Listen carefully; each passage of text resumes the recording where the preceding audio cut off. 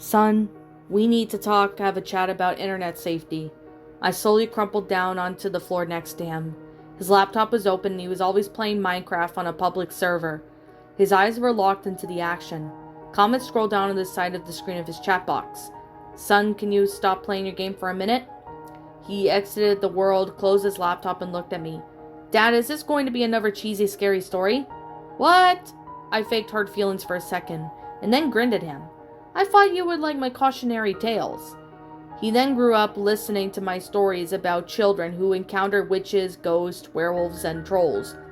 Like many other generation of parents, I used scary stories to reinforce morals and to teach lessons about safety. Single dads like me should use all the parenting tools at their disposal. He scrunched his face a little. They were fine when I was 6, but now that I'm getting older, they don't scare me anymore. They seem kind of silly. If you're going to tell the story about the internet, can you make it really, really scary? I squinted at him incredulously, and he folded his arms. Dad, I'm 10. I can handle it. Okay. I'll try. I began. Once upon a time, there was a boy named Colby.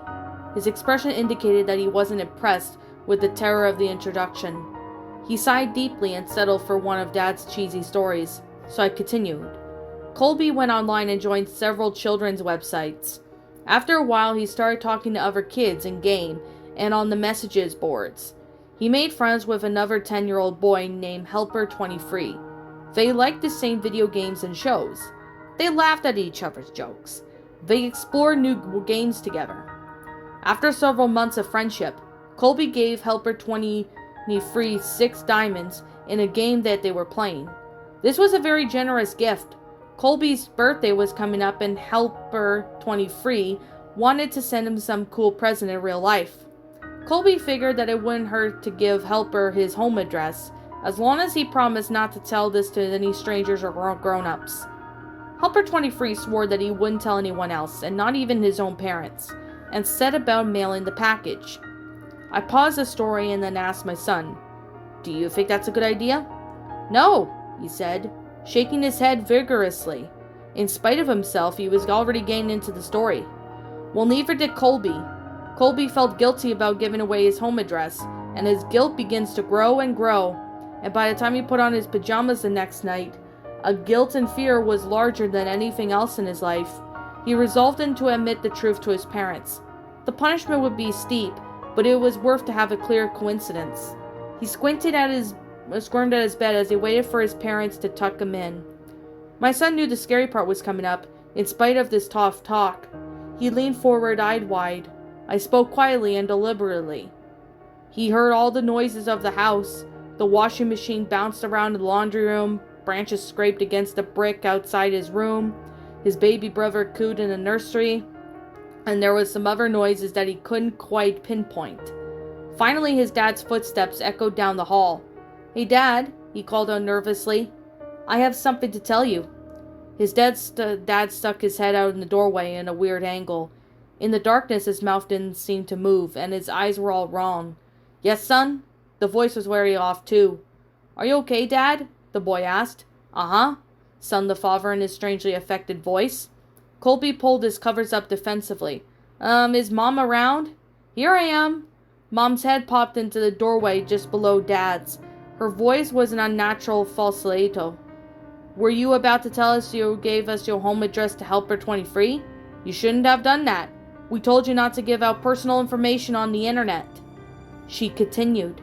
"He wasn't really a kid, he just pretended to be one. You know what he did? He came to our house, broke in, and murdered both of us, just so he could spend some time with you." A fat man in a wet jacket emerged from the child's doorway, holding 2 severed heads. Colby shrieked and gasped as the man dropped the heads on the ground, unsheathed in his knife, and moved into the room to work on the boy. My son screamed too, his twisted hands defensively over his face, but we were getting started with the story. After several hours, the boy was almost dead, and his screams had become whimpers. The killer noticed the wailing baby in the other room and removed his knife from Colby. This was a special treat. He had never murdered a baby before and was excited about the prospect. Helper23 left Colby to die, and followed the cries through the house like a homing beacon. In the nursery, he walked in the crib, picked up the baby up, and held it in its arms.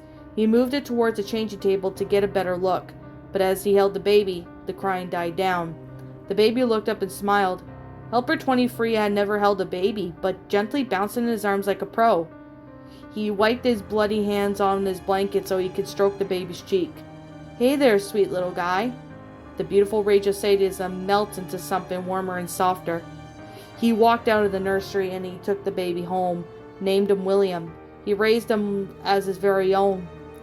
After I finished the story, my son was visibly shaken.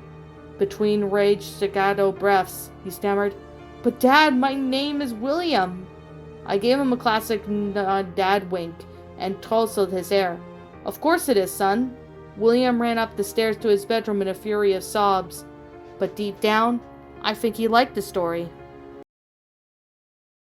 What's up, my pretties? It's the Lion Queen here. I want to appreciate you all for tuning into this video.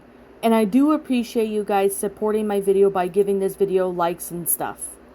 If you really enjoyed this video, be sure to leave a like, comment and subscribe if you're new. Ring the bell for notifications to when I upload so that way you guys will get updated for whenever I upload. If you want to follow me on Twitter or DeviantArt, feel free to leave a follow on those if you are interested in following me on those socials. If you want to support my backup channel known as Miss Dark Shigo, feel free to subscribe to it, as a link to that will also be in the About page section. And with that being said and that being the case, thank you so much for watching, my pretties, and as always, stay pretty.